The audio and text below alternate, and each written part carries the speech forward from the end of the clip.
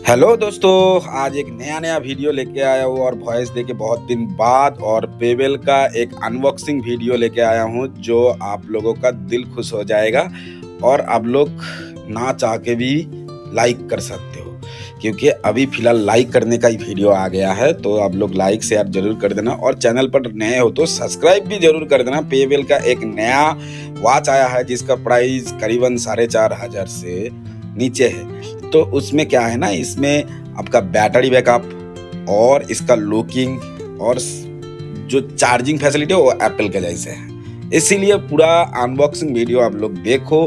कैसा लगा वीडियो आप लोग प्लीज़ बोलना कि कमेंट करके वीडियो ऐसा लगा है, और ऐसे वीडियो आप लोगों को और भी चाहिए तो मुझे बताना, मैं फिर से बनाऊंगा कि नया पेबल का कुछ आएगा तो मेरे पास, और इसका वीडियो मैं बनाऊंगा।